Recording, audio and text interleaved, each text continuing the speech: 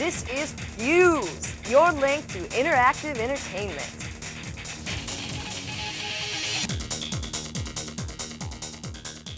Hi, I'm Derek. Welcome to the first edition of Fuse. Hey, and I'm JC. Fuse is your connection to the world of electronic games. And for the occasion, we put together a great show. We went all the way to Japan to check out Sega's new system. Well, I did anyways. Yeah, well, I actually got to play the new Sonic game, and Legend of Zelda for Nintendo 64, even the new Tomb Raider. And we got the crazy crew from Game Informer magazine who will give us the okay on lots of cool new games. And we'll visit with the Crystal Method, this month's celebrity gamers. Very cool. Yeah. But first, here's Cool Derek with Fuse News.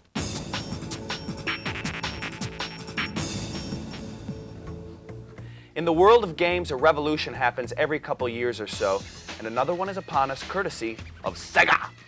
Sega's Dreamcast is storming onto the streets of Japan right now, and 5 new titles will be released surrounding the launch, including Virtua Fighter 3 and Sega Rally 2.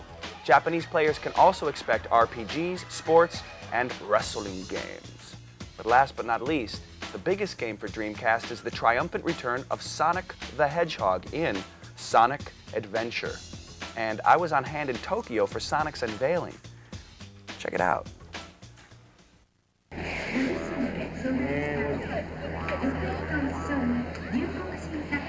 Fuse has hit Tokyo.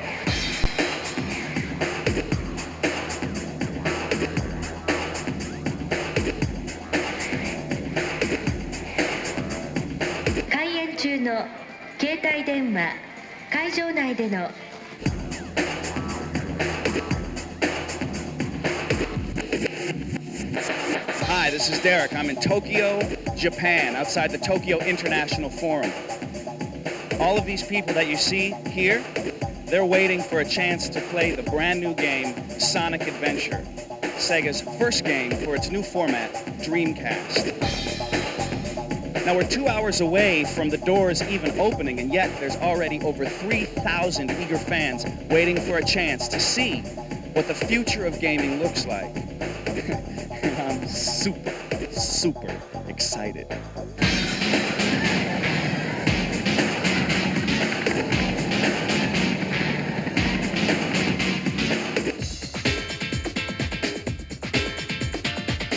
We're now inside the Tokyo International Forum, heading upstairs where everything's gonna happen.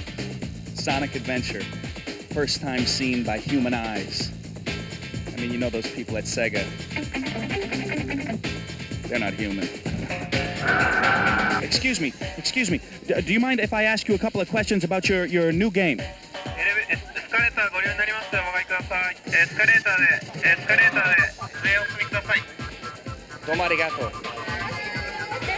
Get your programs here. This is going great, isn't it? This is great, yeah. Dude. 会場内での喫煙、ご飲食。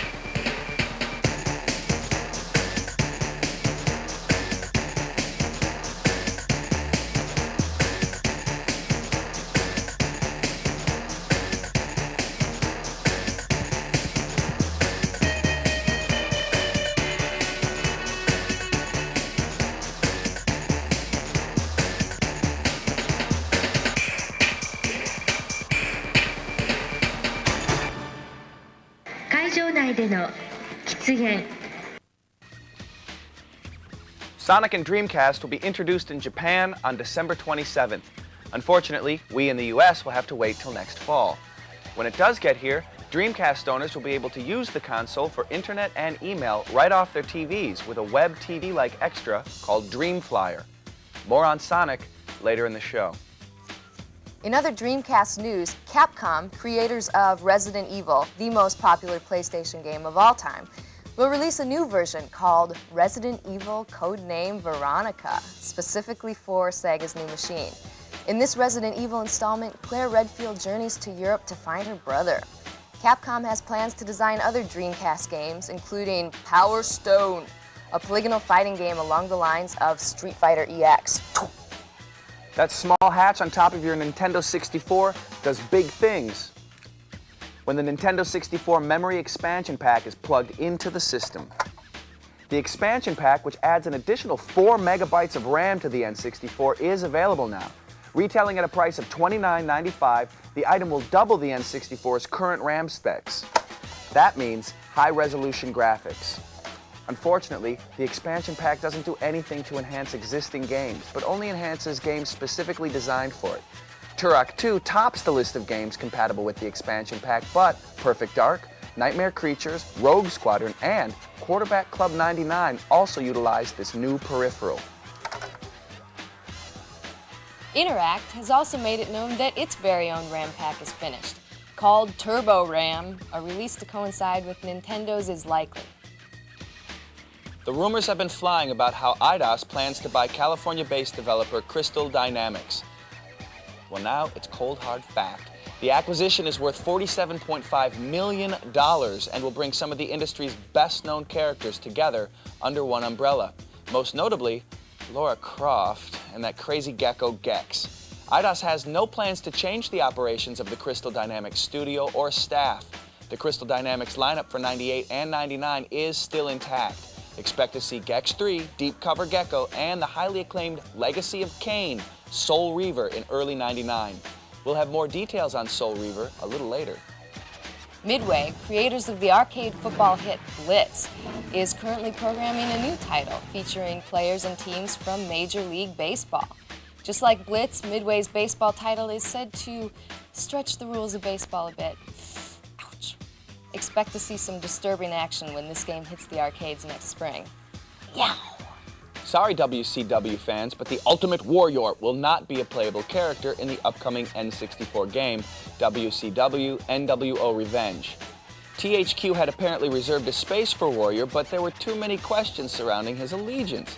However, the game's producer did state that the Warrior could be appearing in upcoming WCW Nitro and Thunder games that are scheduled to release early next year.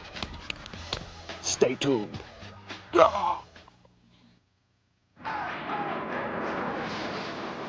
Let's rock.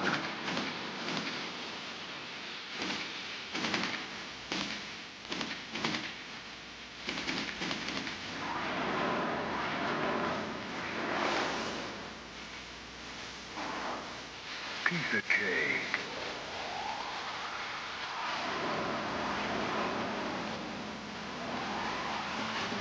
Who wants some?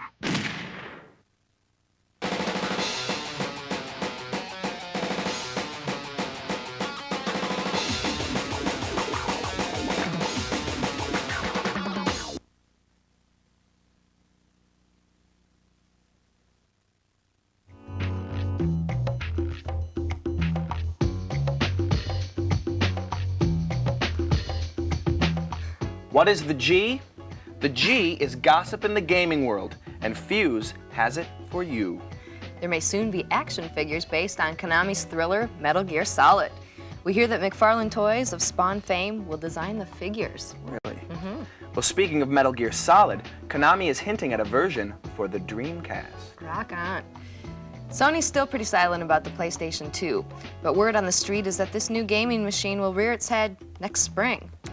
We'll see about that. After a 3-game run, Crash Bandicoot creator Naughty Dog has given up on the Bandicoot. The dogs will put their attention towards other genres, but that doesn't mean you won't see another Crash game. A new developer is reportedly being sought. Waiting for an N64 version of Donkey Kong? Our sources tell us this big ape is on his way next year. We'll have to wait and see.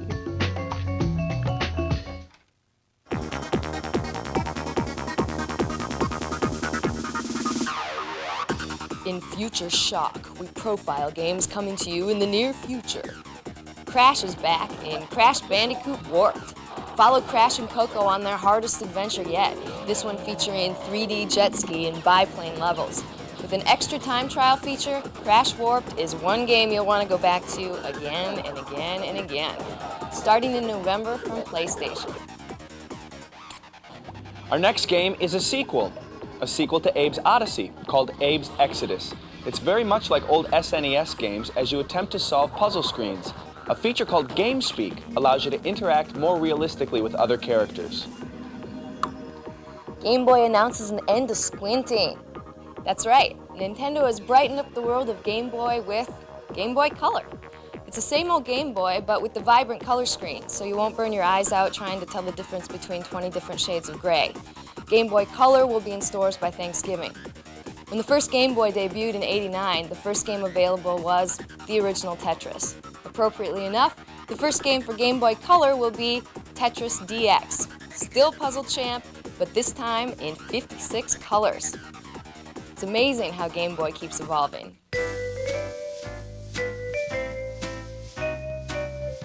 Also in RPGs is an American attempt at the genre by Crave, called Shadow Madness. But don't worry, it won't be too much of a departure. The main designer, Ted Woolsey, was extensively involved in the American translation of Final Fantasy II and III. The Soul of Hoops is back this year with NBA Live 99. For the first time, players on screen have movements and facial expressions accurate to their real-life counterparts. Through new artificial intelligence, characters even react realistically. You'll be able to draft an entire custom team or league. Whoosh! South Park fans, rejoice! All your favorite South Park characters are in Acclaim's new South Park game for the N64, including Cartman, Kyle, Stan, Kenny, Chef, and the infamous Mr. Hanky. Hidey-ho! The plot, as if they needed one, centers around the mayhem caused by a comet heading towards South Park. Will they survive? Find out this holiday season on your N64.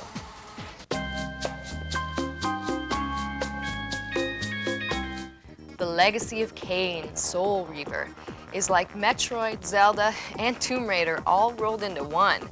In the sequel to the popular adventure game, Kain is now the villain as you become Raziel, a vampire and former underling of Kain. Ha ha ha. The game features some impressive artificial intelligence, along with numerous animation scenes. Expect Soul Reaver to hit stores early in '99.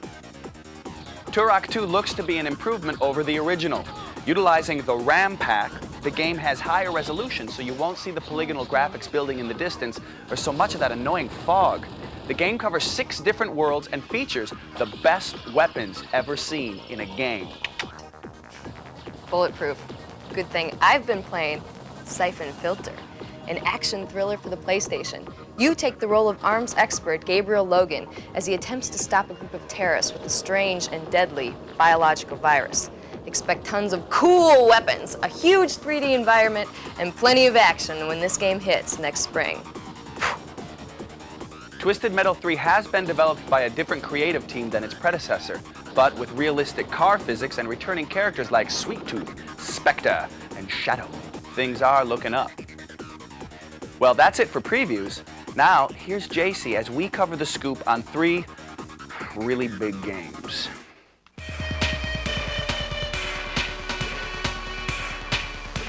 The inaugural game for Sega's new system, Sonic Adventure, has amazing resolution, the best yet in a game ever.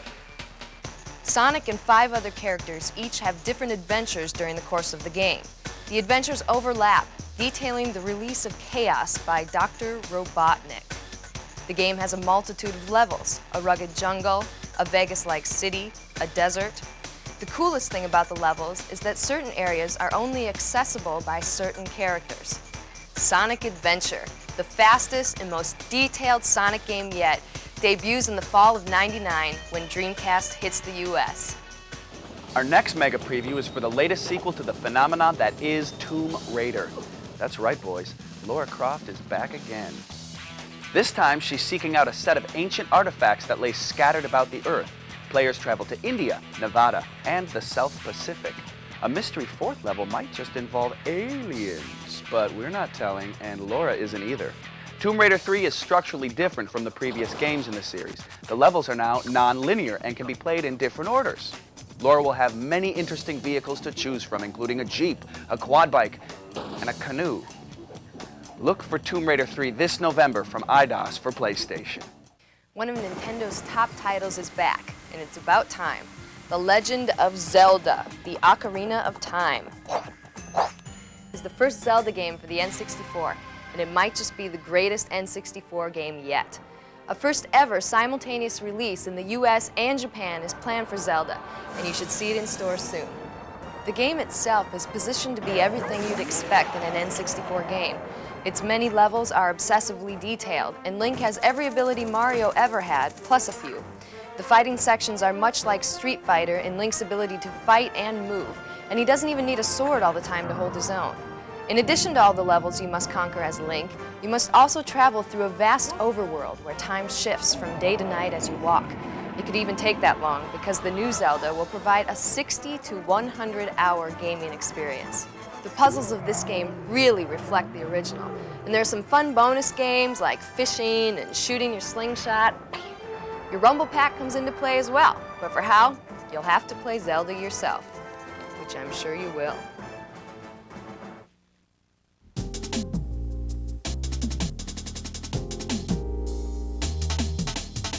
Here at Fuse, we're not about games all the time. Well, actually, that's not true. However, we are about seeking out cool people in the world of entertainment and getting their impressions on the world of interactive games. Recently, we had a chance to speak with Ken Jordan of the Crystal Method on the tour bus between gigs. He told us about electronic music, the effect of video games on the youth of America, and the use of the Crystal Method's music on PlayStation's Nitrous Oxide. He's this month's Celebrity Gamer. Fox Interactive is sponsoring the tour, and they make N2O. The Fox dudes called us up in LA, and they're big fans of the band, and they really liked our music. They really liked the album, and they had finished the game, and they had kind of contracted out someone to do music for the game, but it sounded like all like Pong, kind of like, it sounded like video game music, like bing, bing, bing, bing, bing. So they called us up and they like asked us to come over to the Fox building to check out the game.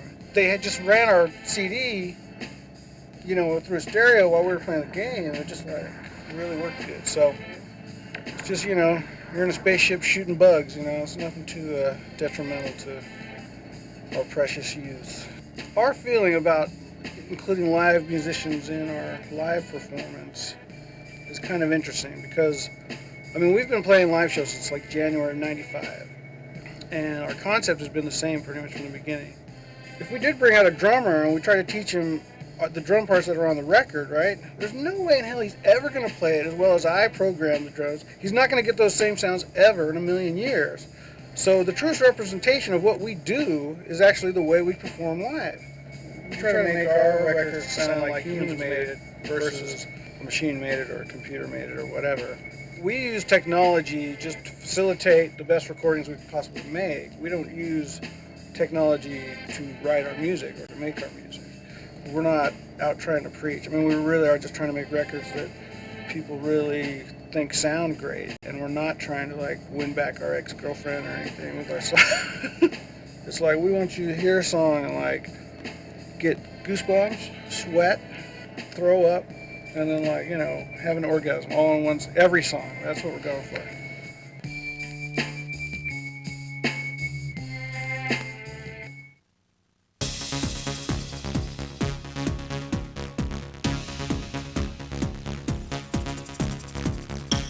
Our next segment, Code. Derek, busy now. Shh. I'm trying to beat this level of names. Why don't they just put the codes in the box? That's what this segment is all about. Our next guest has a dream and an alias. Known only to us as Mario Zeldenstein, he was apparently once a talented game designer, but his real passion has always been to make all video game codes available to gamers everywhere. Alas, he perceived himself as a dangerous reactionary, and much of his research materials burned in a mysterious fire, the actual existence of which we were unable to confirm. To continue his courageous fight against what he terms the godless hordes, he has come to Fuse to let viewers in on the best strategies. Here with this month's code breakers is Mario Z. Derek, JC, are you there? I'm having a hard time hearing you, but before I go, here's some of the coolest codes for the newest game. On Batman and Robin for the PlayStation, just enter this code at the title screen to get invincibility. Remember, there are no codes available that will actually make this game any good. Just press L1, R2, R1, L2, select, X, and circle in order. On Tenchu Stealth Assassins, to fully restore your health, just press start to pause the gameplay, then press left, left, down, down, square, square, triangle, square, and you'll have fully restored health. For level select, select a character, then hold R2 and press left, left, down, down, square, square, triangle, square. Press down on the joypad to choose your mission. For more types of items, go to the item selection screen, hold R1, and press left, left, down, down, square, square, triangle, circle. To increase your item inventory, go to the item selection screen, hold L2, and press left, left, down, down, square, square, triangle, X. On Mission Impossible for the Nintendo 64, just enter these codes at the mission selection screen. If you did it right, you'll hear the phrase, "Ah, that's better." Remember, the Z button is on the back.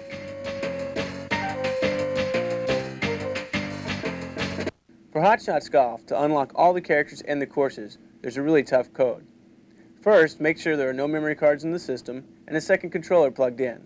Now, take controller 2 and hold all the top shoulder buttons, that's the L's and the R's, simultaneously, before the title screen appears. While holding the 4 shoulder buttons, go to the title screen. Immediately after the flash happens, press up, up, down, up, left, right, right, left, up, down, up, left, right, right, left. You have to do it really quick as the Hot Shots logo is bouncing in, and you have to finish the code before it stops. You should hear a sound confirming that you did the code right. On GoldenEye 007 for the Nintendo 64, to get all 64 multiplayer characters, enter the following very long code. Now, this code can be entered anywhere, but we do recommend entering it on the character select screen with Moonraker Elite highlighted.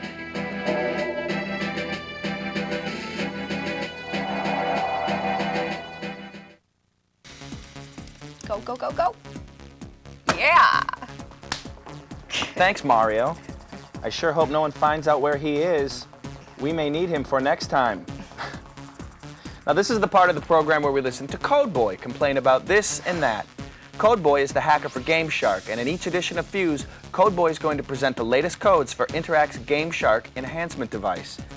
Did you let him out of his cell yet? All right. Here's Codeboy.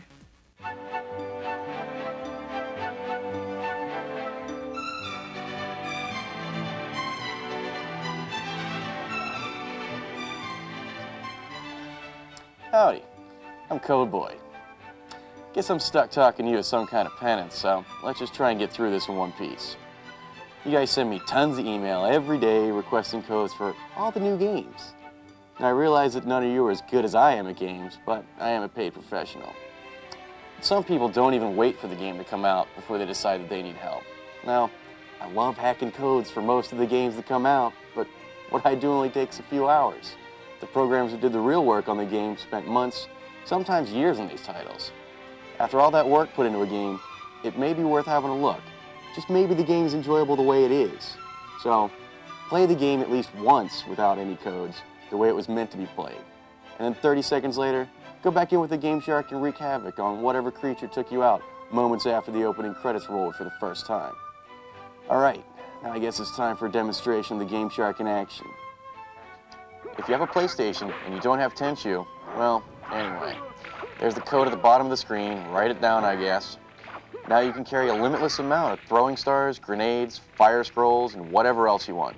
See? No carry limit. It just makes sense. Okay, you'll notice that there are no codes on the screen right now because I don't feel like putting them up. These codes will be in the big list, so get off my back.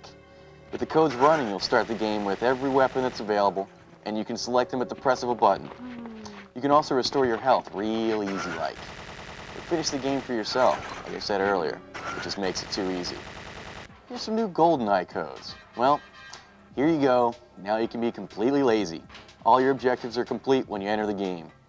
You're invisible to the people that want to kill you. You can walk through doors, you know, instead of actually opening them. And you can access every level without doing a thing.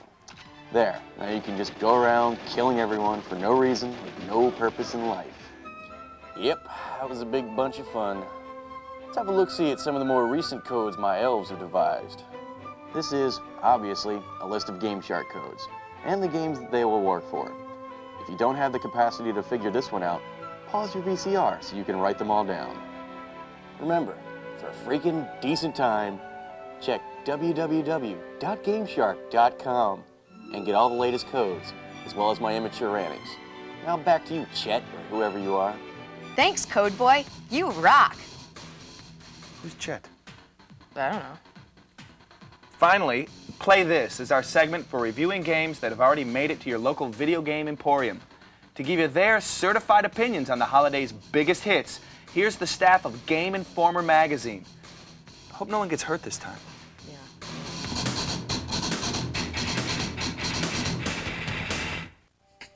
You have to play Metal Gear Solid. There's no doubt you have to play Metal Gear Solid. Tenchu is probably a better game, but it's going to be more underground. It's going to be a little bit, you know, it's going to be just like for people that really want to play a game and like master it. Where Metal Gear Solid's more mainstream, and we'll definitely.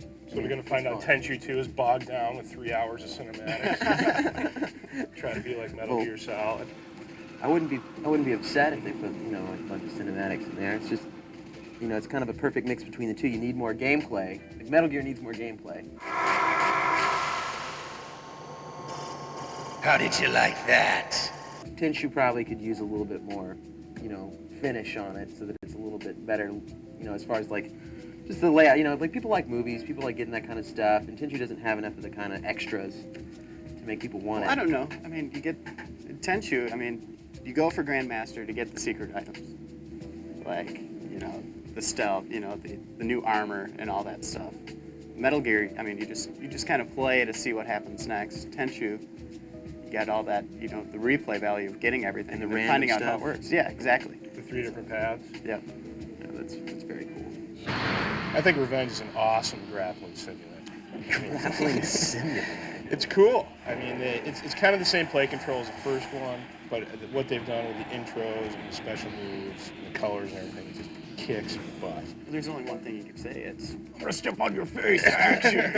You know, it's just like, it's crazy.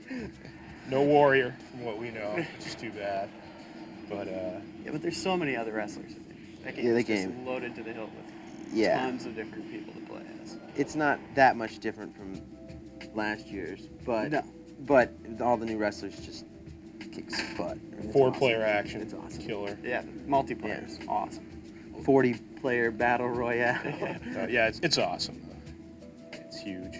Rush 2 definitely blows away any of the cruising games. Yeah. Oh yeah, and people buy that thing and it's a piece of junk. Makes them look like relics. Yeah. I'd buy that game for one reason. The stunt course. Yeah, it's awesome. Skate park for cars. Pulling off tricks. Bang, bang, bang. It's awesome. I think the racing part stinks though. And it's still so much. It's like the only time you can take a car out and like just cruise down some road and go way, way too fast off some off-ramp and just destroy it and then go like, well, It's not as extreme though as the one before. I mean, it doesn't seem like it it's has. the I mean, if it didn't have that stunt It's the mode, same. it doesn't have it. Twisted Edge Snowboarding. That game's horrible. Like, yeah, it's like The game was created by Lucifer himself. Just to taunt. Playing that game's like the guy in Clockwork Orange with the toothpicks in his eye. You're like forced to play this. You're just like, no, this is terrible. the best part about this game is I don't have to ever play it again. Yes. All right. What do you think? Duke coming out from behind the camera? I mean, it's kind of weak. Yeah. It's coming out of the closet, so to speak. well, it's you know, it's the Tomb Raider thing. You know? It's a good Tomb Raider. It's exactly like Tomb Raider. I mean, it looks, when you're watching it, looks just like Jump. I like the combat a lot better. Yeah. Yeah, the combat is better, and they're kind of like going the to that zoom kind of cam. the zoom cam thing is cool, and the I mean his weapons. He's got a lot better weapons. The holy hand grenade is a great addition to the weapon. And the Dukeisms, man. Are hysterical. He's just rude. Give me some sugar. Who would you compare him to? What movie or movie star? All adult films, if you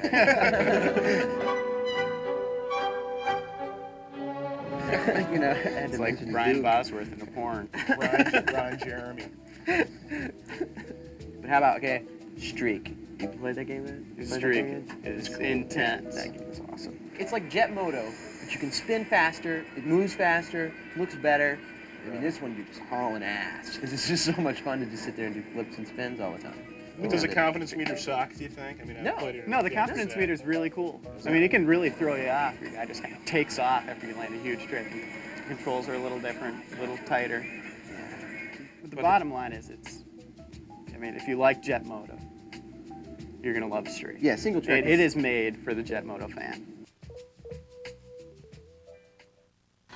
You know, they get paid for that.